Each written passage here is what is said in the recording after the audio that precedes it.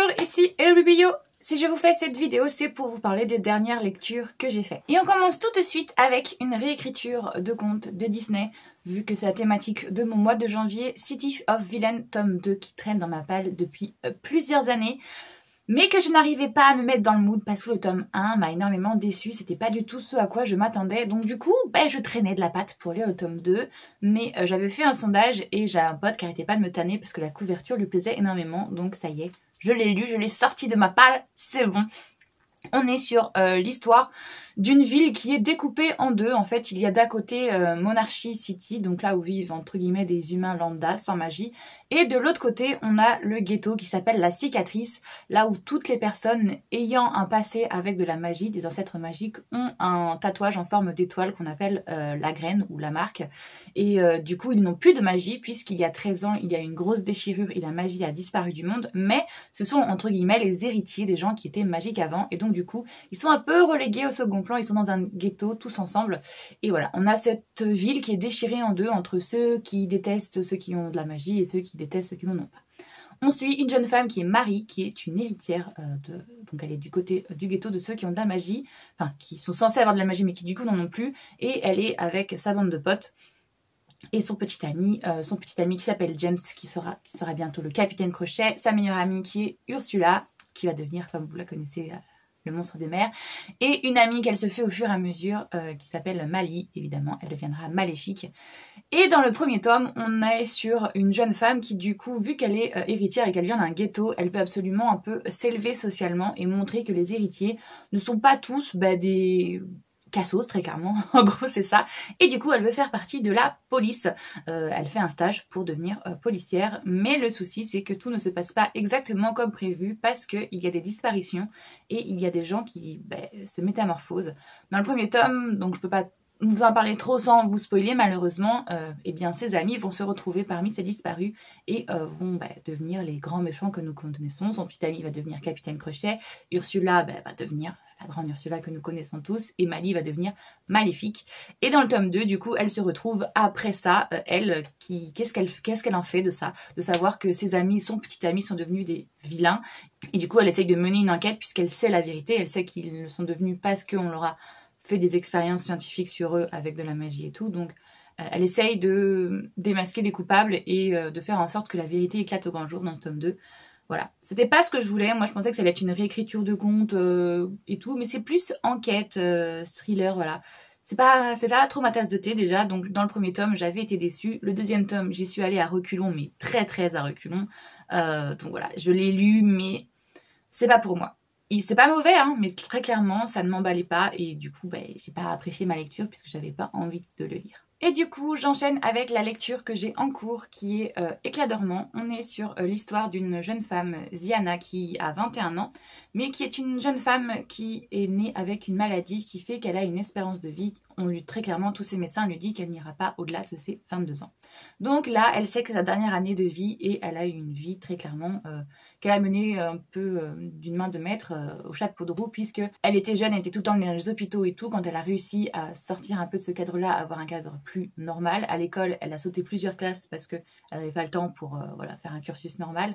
Donc elle a une obsession, on va dire. Quand elle était plus jeune, elle a découvert le mythe de la Belle au bois dormant et elle s'est énormément identifiée à cette princesse endormie qui un jour sera réveillée par un beau prince et tout, qui dort pendant 100 ans. Donc elle y voit un gros parallèle avec toute sa vie qu'elle a passée dans les hôpitaux, sa maladie qui, voilà, comme une malédiction, et puis peut-être qu'un jour on trouvera un remède. Donc elle y voit un certain parallèle, et donc du coup c'est une énorme obsession pour elle, à tel point qu'elle en a fait sa thèse. Elle a fait, je sais plus, des licences de contes et folklore.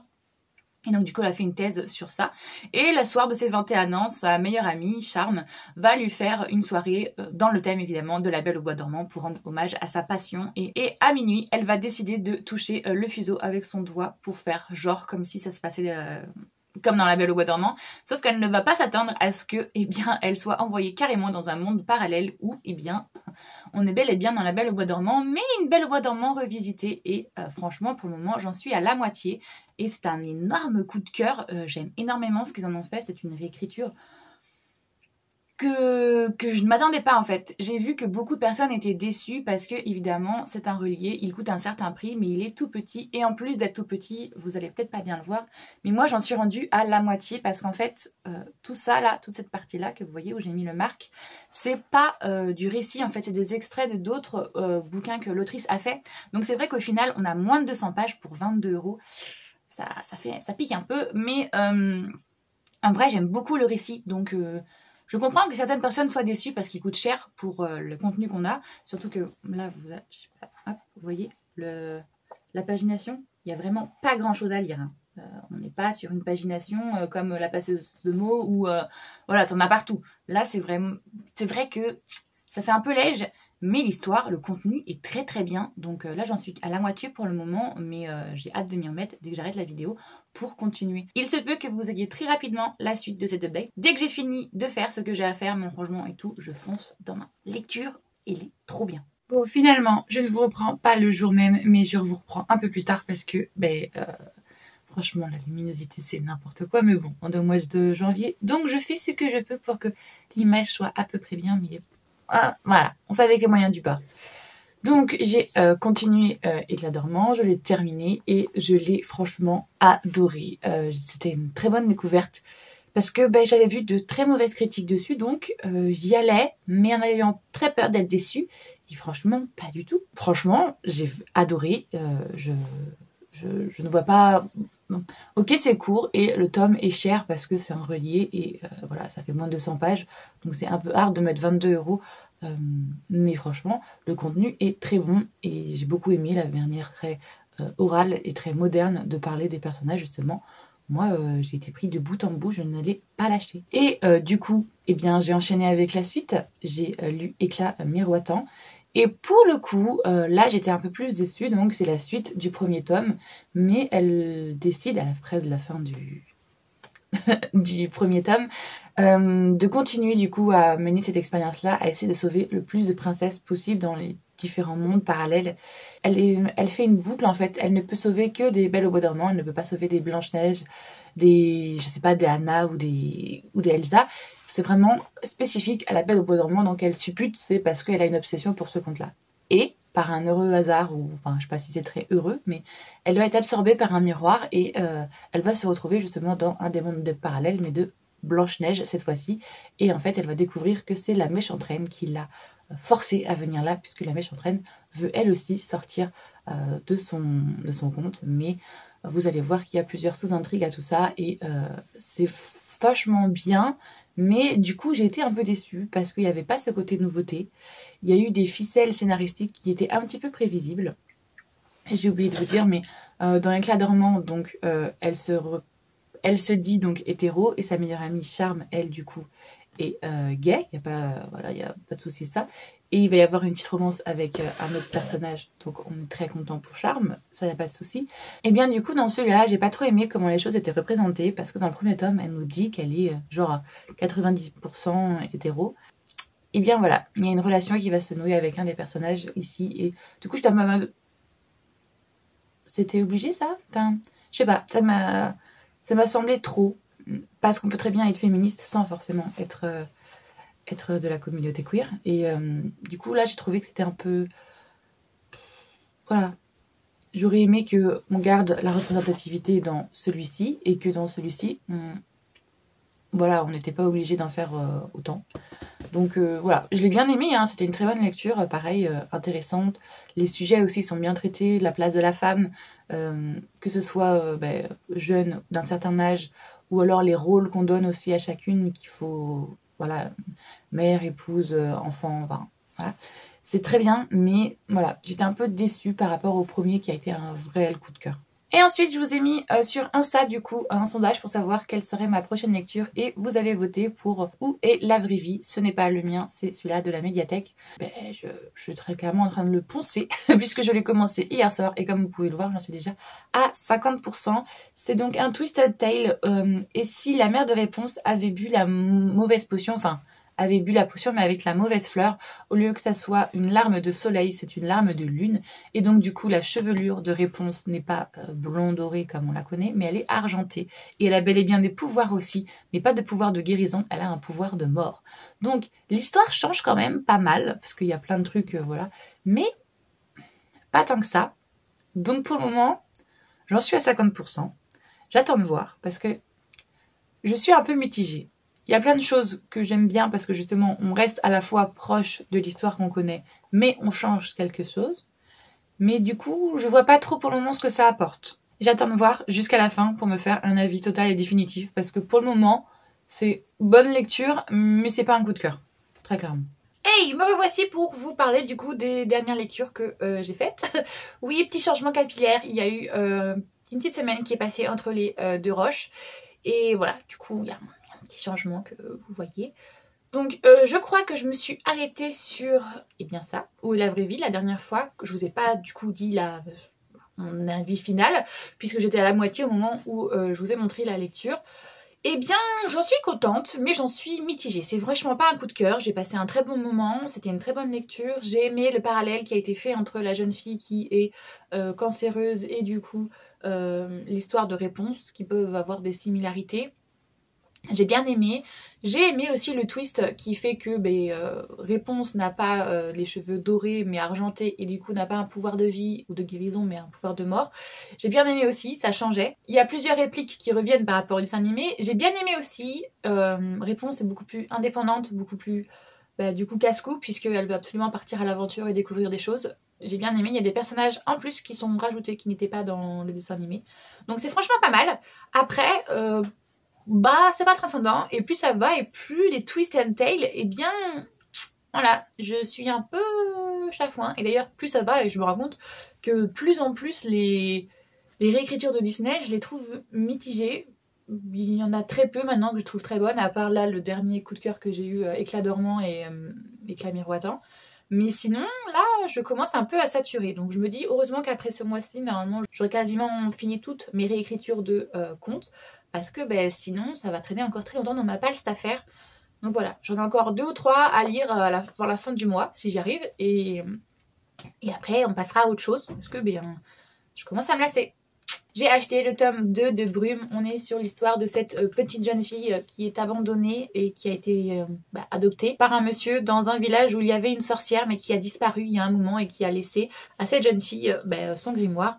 Donc elle est persuadée qu'elle est une sorcière, qu'elle hérite de la grande sorcière Naya. Pendant tout le premier tome, on est persuadé que c'est juste le fait de son imagination, mais finalement il y a peut-être des raisons pourquoi elle pourrait vraiment penser qu'elle est une sorcière. Avec son petit acolyte, son meilleur ami qui est le plus gros peureux qui existe, mais en même temps qui la suit partout parce que voilà. Et puis alors on le voit, c'est là. Et puis le petit cochon du coup qui est génialissime aussi, j'adore franchement. C'est très jeunesse, mais c'est en fait c'est graphiquement c'est très beau, j'adore ce style là, donc j'ai beaucoup aimé l'histoire, mais plus parce que c'était un moment de pause que je prenais avec des beaux graphismes, une histoire mignonne, mais c'est pas non plus, il n'y a pas des plot twists à tour larigot et tout, pas de gros rebondissements, mais voilà, c'est un petit moment de douceur, je suis très contente de celui-ci. On part sur un tout autre registre. Pervers en devenir, pareil, que j'ai aussitôt acheté, aussitôt lu. On est sur l'histoire de ces 2 jeunes garçons qui étaient ensemble au collège ou au lycée, je sais plus. Celui-ci était, très clairement harcelé parce qu'il était gay, tout le monde le savait. Il y a un truc avec incestueux, alors j'ai pas trop compris pourquoi. Peut-être parce que sa famille l'a touché, malheureusement. Voilà. Et celui-ci était très populaire, mais n'était pas ouvertement gay. Il gardait sa sexualité très secrète. Et ces 2-là vont avoir une relation au lycée-collège. Mais on sait pas trop comment ça se finit, mais visiblement ça se finit pas du tout bien. Et quand ils vont se retrouver bien plus tard, celui-ci est devenu un professeur, il est de sport, il est très sportif et justement il est hyper carré, hyper beau gosse, disons-le. Alors que celui-ci, c'est un jeune homme mignon, ok, mais qui est plutôt fluet. Et donc voilà, on est un peu à l'inverse, la domination entre les deux. Avant c'était lui le populaire et donc lui qui avait plus l'ascendance sur la relation, alors que là maintenant c'est plutôt l'inverse, c'est... lui, quand il découvre que celui-ci vient dans son cours de sport, il n'est absolument pas content et il veut qu'il dégage, et on découvre en fait que oui, en fait, c'est qu'ils ont un passé commun, mais celui-ci ne se souvient absolument de rien. alors que celui-ci est vraiment vénère. Donc je sais pas ce qui s'est passé entre les deux, on ne le sait pas dans le premier tome, mais visiblement le tome 2 va sortir et le tome 3 aussi dans l'année, et j'ai hâte de les lire parce que voilà, c'est...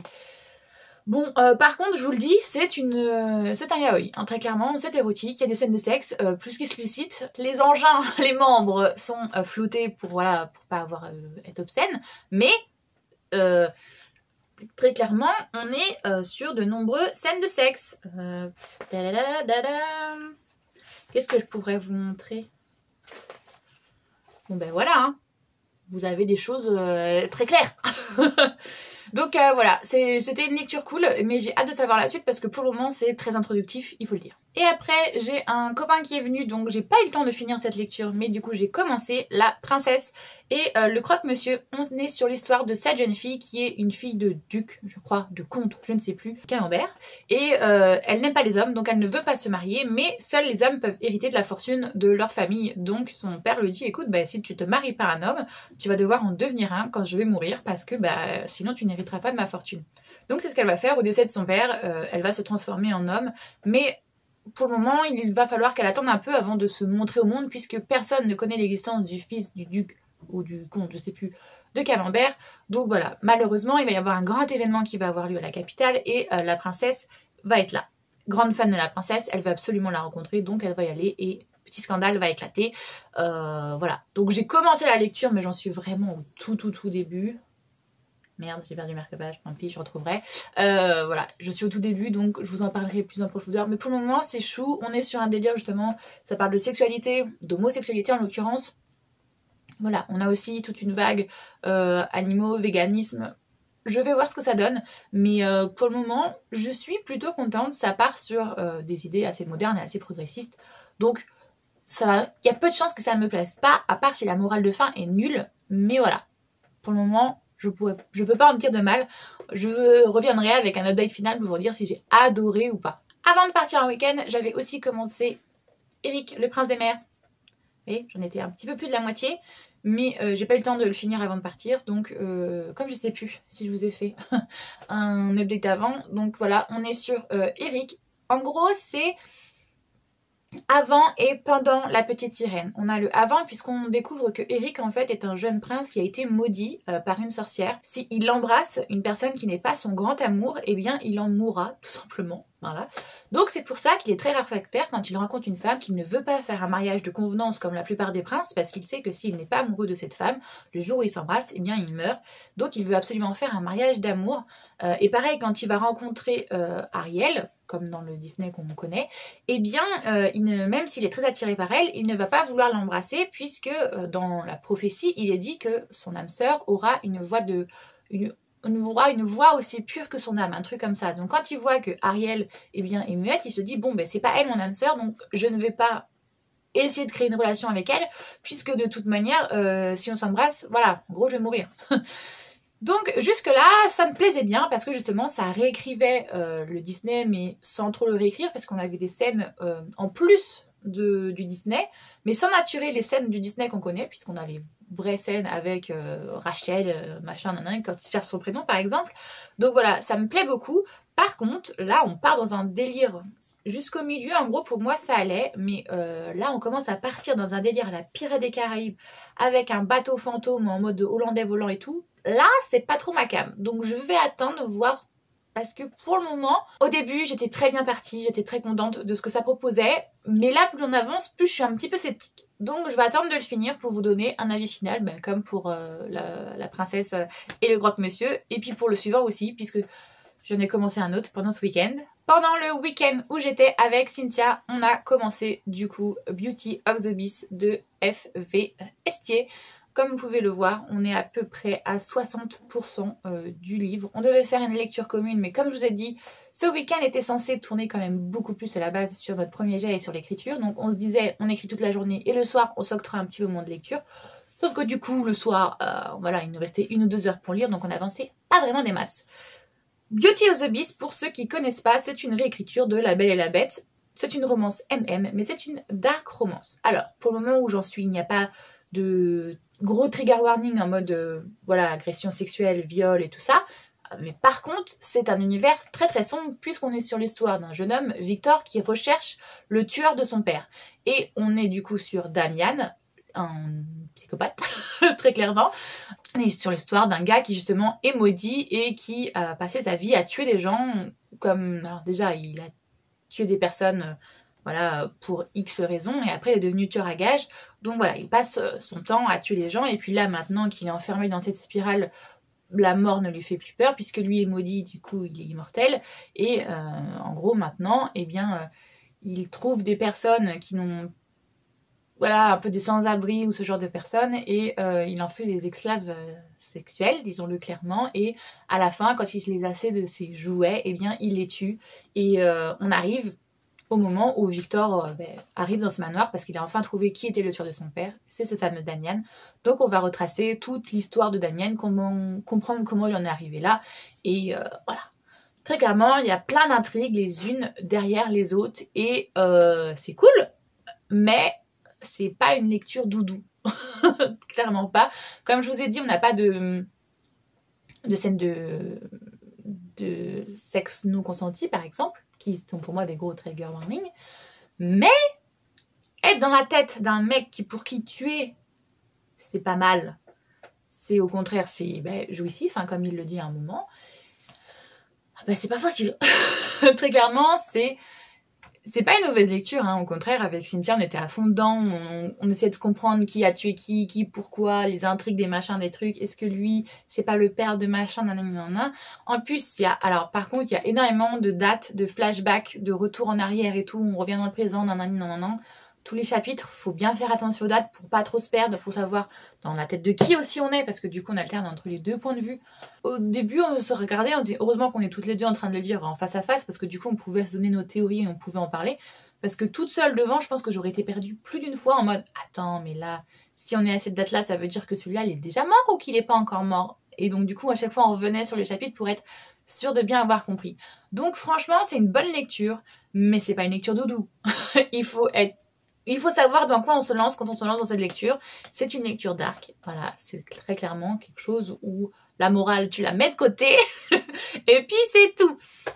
Mais sinon, j'aime bien les personnages. On a pas mal... Le livre est magnifique, hein, comme vous pouvez le voir. On a un super jaspage.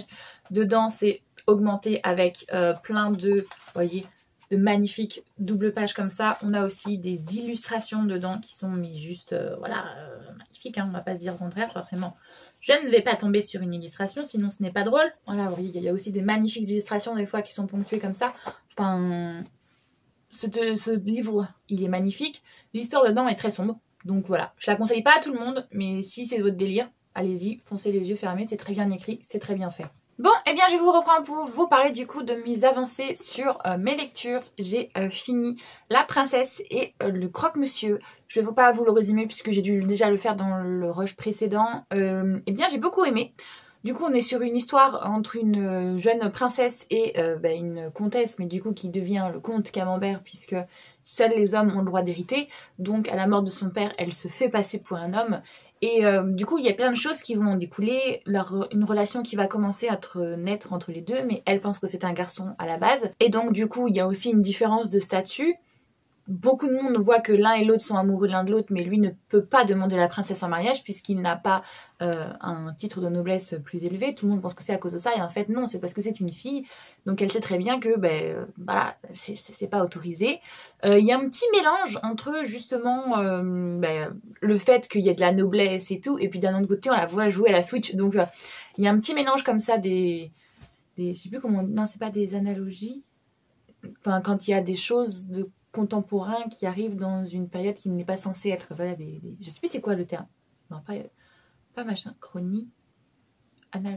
anachronisme, je crois que c'est ça le mot. Donc voilà, mais sinon c'est pas mal du tout. Ça parle évidemment de relations amoureuses et puis particulièrement d'homosexualité. J'ai bien aimé, franchement l'histoire elle est cool, mais pas transcendant. C'est une histoire vraie, romancée évidemment, mais l'autrice est basée sur la véritable histoire qu'elle a vécue avec sa compagne. Donc franchement j'ai bien aimé, mais voilà, ça casse pas trois pattes à un canard. J'ai fini Beauty of the Beast, donc là j'ai remis la jaquette, mais normalement vous l'avez déjà vu, je vous ai montré la couverture, voilà, elle est comme ça. Eh bien,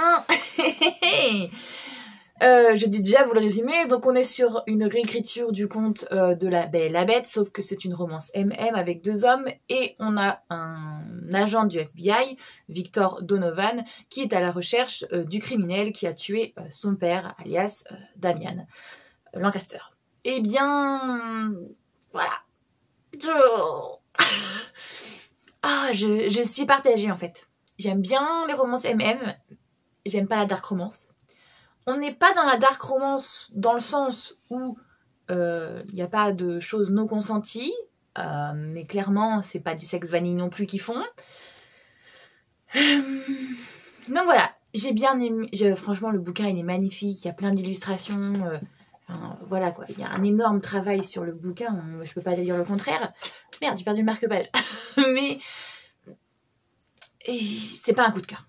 C'est une très bonne lecture. Franchement, au début, on s'est énormément pris la tête avec ma meilleure amie parce qu'il y a plein de dates et tout, de flashbacks, de retour en arrière et tout. C'est cool, ça se lit bien. Si vous aimez la romance MM, vous risquez d'aimer. Si vous n'avez pas de problème aussi avec les personnes qui ne sont pas, comment dire, qui sont pas toutes blanches. Hein. Très clairement, là, on a beaucoup de nuances de gris, voire de nuances de noir carrément. Hein. Ben, c'est un tueur, hein, c'est un meurtrier. La bête, pour le coup, c'est pas juste une personne maudite. Il y a les deux. Hein. Il tuait avant d'être maudit et il tue encore plus depuis qu'il est maudit. Donc, voilà, il a une mentalité qui est propre à un serial killer. Hein. Il faut le savoir et il faut aimer ça. Donc, c'est un peu particulier. Mais ça n'empêche que j'ai passé un très bon moment et que j'ai bien aimé justement la profondeur de ressenti. On était vraiment dans la tête des personnages. C'était bien travaillé, c'était comme il faut. Mais c'est vrai que j'ai un peu de mal à être dans l'identification avec un mec qui prend du plaisir à tuer. Hein. Désolée, mais j'ai un peu de mal. Donc voilà, bonne lecture, mais ce sera pas un coup de cœur. Eh bien, j'ai fini Eric et le prince des mers.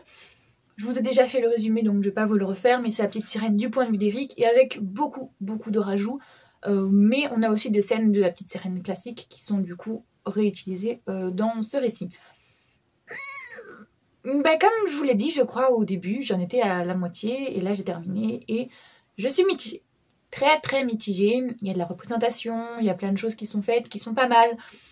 Mais il y a beaucoup d'ajouts qui je trouve n'étaient pas utiles en fait. J'aurais aimé justement avoir la petite sirène du point de vue d'Eric, avec la fameuse malédiction qui explique son comportement et tout, mais tout ce qui était hollandais volant, fantôme et marée de sang, ben ça m'a pas trop plu, j'étais pas trop emballée, et du coup ce qui fait que au début c'était une lecture qui me plaisait énormément, mais plus j'avançais dans le récit, et moins j'étais emballée.